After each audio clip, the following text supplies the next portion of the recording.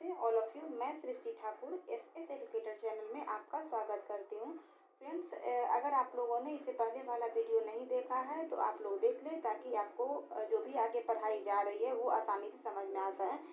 Friends, इससे पहले हम लोगों ने प्लैनेट्स के बारे में पढ़ा था, जो how many types of planets. तो हम लोगों ने ये पढ़ा था जो there are 8 planets in our solar system. हमारे सोलर सिस्टम में 8 प्लैनेट्स है और वन बाई वन करके हम लोग सभी प्लैनेट्स के बारे में हम लोग पढ़े थे। आज हम लोग पढ़ेंगे जो कितने ड्वार्फ प्लैनेट कितने हैं, ड्वार्फ प्लैनेट के बारे में पढ़ेंगे और सेलेस्टियल बॉडीज़ के बारे में पढ़ेंगे। इसके अलावा जो सबसे इम्पोर्टेंट टॉपिक जो है आज का हुआ है नोवा और सुपरनोवा।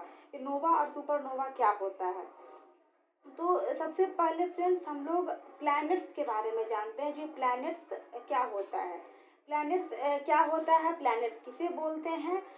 तो हम लोगों ने प्लैनेट्स कितने होते हैं वो तो हम लोग पढ़ चुके थे, बट ये प्लैनेट्स किसे बोलते हैं।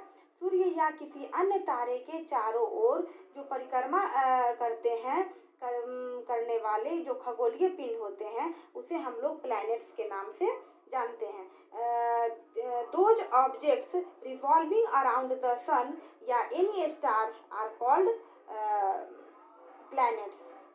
वैसे ऑब्जेक्ट्स जो हमारे सन और स्टार्स के चारों ओर परिक्रमा करते हैं उसे हम लोग प्लैनेट्स बोलते हैं। अब व्हाट इज सेलेस्टियल बॉडीज, खगोलीय पिंड क्या होता है, तो खगोलीय पिंड को हम लोग आकाशीय पिंड भी बोलते हैं। तो फ्रेंड्स, इसके नाम से ही पता चल रहा है आकाशीय पिंड। आकाश यानी कि आकाश से रिलेटेड, आकाश में हमें जो भी चीज़ें दिखाई देगी उसे हम लोग आकाशीय पिंड या खगोलीय पिंड कहते हैं। जैसे हम लोगों को आकाश में क्या दिखाई देता है, हम लोगों को आकाश में सन, इसके बाद प्लैनेट्स, आकाशगंगा यानी मिल्की वे, प्लैनेट्स यानी कि ग्रह, और उपग्रह यानी कि सैटेलाइट्स, ये सब चीज़ें हमें आकाश में दिखाई देती है। तो ये सब चीज़ों को हम लोग को क्या बोलेंगे, आकाशीय पिंड बोलेंगे। इसके बाद है फ्रेंड्स जो who gave the motion of planet, motion of the planet, who gave the motion of planets, Kepler gave the motion of the planet. हम सभी लोग जानते हैं जो प्लैनेट जो होते हैं वह सूर्य और किसी भी स्टार्स के चारों ओर वह परिक्रमा करते हैं। तो इसके बारे में हम लोगों को किसने बताया था, इसके बारे में हम लोगों को सबसे पहले बताया था, उनका नाम था Kepler. Kepler gave the motion of the planets.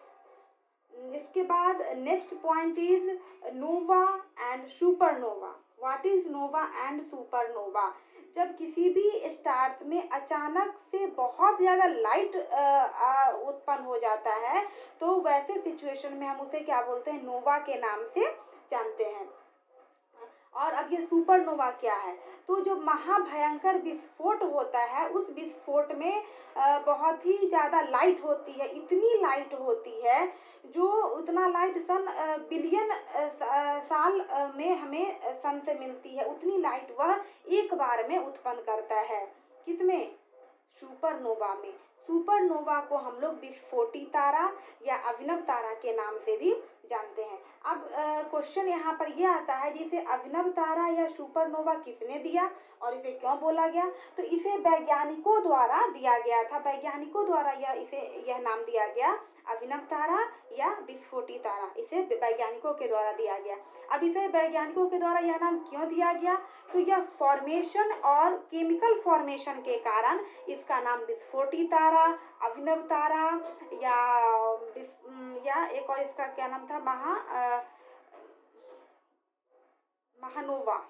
महानोवा भी शायद उसको बोलते हैं, वो भी बोला गया था। अब नेक्स्ट क्वेश्चन ये होता है, जो इसे ऐसा होता क्यों है, किसी तारे के भयंकर विस्फोट को हम लोग सुपरनोवा या सुपरनोवा क्यों बोलते हैं, तो इसे इसलिए सुपरनोवा बोलते हैं, जैसे किसी भी चीज़ का जब स्टार्ट होता है तो उसका एंड होना ही है। जैसे ह्यूमन बींग्स को ही ले लीजिए या फिर अर्थ पे ही हम लोग जानते हैं, तो जिसका भी जन्म होगा उसका लास्ट होगा ही, जिसकी जन्म होगी उसकी मृत्यु होगी ही। उसी तरह से स्टार्स के साथ भी है। जो स्टार्स जब हो जा स्टार्स जब उत्पन्न हो जाते हैं तो स्टार्स का एंड भी होगा ही। तो स्टार्स के एंड होने की प्रक्रिया को हम लोग सुपरनोवा, विस्फोटी तारा या उसे अभिनव तारा कहते हैं। क्योंकि अगर उसका स्टार्ट हुआ है तो उसका एंड होना जरूरी है, क्योंकि अगर उसका एंड नहीं होगा तो वहाँ पे स्टार्स में भी दिक्कत होने लगेगी। स्टार्स जैसे हम लोगों के ह्यूमन बीइंग के साथ है, जो अगर जन्म के साथ मृत्यु नहीं होगी, जन्म के बाद अगर मृत्यु नहीं होगी तो रहने की जगह नहीं होगी। इसी तरह से स्टार्स में भी है, जो अगर उसका लास्ट नहीं होगा तो प्रॉब्लम क्रिएट होगा। इसीलिए अब इसमें सबसे मेन पॉइंट यह है इसका, जो इसे फॉर्मेशन और केमिकल फॉर्मेशन के कारण इसका नाम विस्फोटी तारा दिया गया। और इसे किसने दिया? इसे वैज्ञानिकों द्वारा दिया गया। और इसके जो सबसे इम्पोर्टेंट पॉइंट क्या है, जो इसका टाइम पीरियड क्या है, ये कितने सालों बाद इसे देखा जा सकता है, तो यह अभी पूरी तरह से क्लियर नहीं बताया गया है जो यह कितने सालों के बाद दिखाई देगा। लेकिन ये बताया गया है वैज्ञानिकों द्वारा कि इससे पहले यह करीब आज से 2000 या 1000 साल पहले इस विस्फोट को देखा गया था। साउथर्न हेमिस्फीयर पे इसे देखा गया था, और पूरे हेमिस्फीयर पे इसे नहीं देखा गया था, ओनली साउथर्न हेमिस्फीयर पे इसे देखा गया था। करीब 1700 साल पहले इसे देखा गया था। और अब ये कब दिखाई देगा या कब होगा ये एग्जैक्ट नहीं पता है। और इसके बाद इसके बारे में यह भी बताया गया है, जो इसका जो ये जब देखा गया था 1700 साल पहले, उस समय रोमन साम्राज्य जो था उसका लास्ट हो रहा था, एंड हो रहा था।